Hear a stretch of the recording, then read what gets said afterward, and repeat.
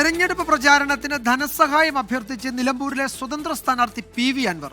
സംഭാവന ധാർമ്മിക പിന്തുണയായി കാണുമെന്നും സമ്പാദ്യമെല്ലാം നഷ്ടപ്പെട്ടുവെന്നും അൻവർ ഫേസ്ബുക്കിൽ കുറിച്ചു.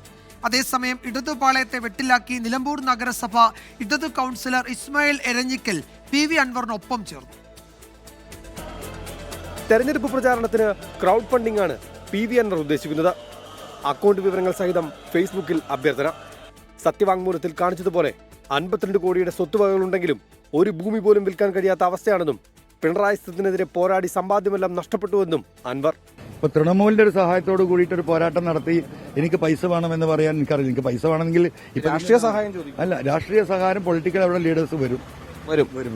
മമതയൊക്കെ പ്രതീക്ഷിക്കണം. മമതയെ പ്രതീക്ഷിച്ചു ചിഹ്നമായിരുന്നെങ്കിൽ അവർ വരുമായിരുന്നു. ചിഹ്നമല്ലാത്ത സ്ഥിതിക്ക് അവരെ കമ്പൽ ചെയ്യുന്നതിൽ അർത്ഥമില്ലല്ലോ. തെരഞ്ഞെടുപ്പ് പ്രചാരണത്തിനിടെ ഇടതുപാളയത്തെ വെട്ടിലാക്കി നിലമ്പൂർ നഗരസഭ ഇടത് കൗൺസിലർ തൃണമൂൽ കോൺഗ്രസിൽ ചേർന്നു. JDS ദേശീയ കൗൺസിൽ അംഗം ഇസ്മായിൽ എരഞ്ഞിക്കലാണ് തൃണമൂൽ കോൺഗ്രസിൽ ചേർന്നത്. ഞാൻ ഉന്നയിക്കുന്ന പ്രശ്നങ്ങളാണ്, അല്ലെങ്കിൽ ഞാൻ അഭിമുഖീകരിക്കുന്ന പ്രശ്നങ്ങളാണ് PV അൻവറും ഉയർത്തി കാണിക്കുന്നത്. അത് അൻവർ നയിക്കുന്ന തൃണമൂൽ കോൺഗ്രസിലേക്ക് ഇന്ന് നമ്മൾ 10 മണിയോടുകൂടി പാർട്ടിയിൽ ചേരാൻ ഉദ്ദേശിച്ചിട്ടുണ്ട്. നിലമ്പൂർ നിയോജകമണ്ഡലത്തിൽ നമ്മളെ കൂടെ നിൽക്കുന്ന ഭാരവാഹികളും പ്രവർത്തകരും അടങ്ങുന്ന ഒരു ടീം ഇന്നു മുതൽ അൻവറിന്റെ കൂടെ പ്രവർത്തിക്കാനും അദ്ദേഹത്തിന്റെ വിജയത്തിനു വേണ്ടി പ്രവർത്തിക്കാനും തീരുമാനിച്ചു. JDSലെ ഒരു വിഭാഗം ഭാരവാഹികളും TMCയിൽ ചേർന്നു. മഹുവ മൊയ്ത്ര അടക്കമുള്ള തൃണമൂൽ കോൺഗ്രസ് നേതാക്കളെ പ്രചാരണത്തിലെത്തിക്കാനാണ് അൻവർ ക്യാമ്പിന്റെ ശ്രമം. Team 24 നിലമ്പൂർ.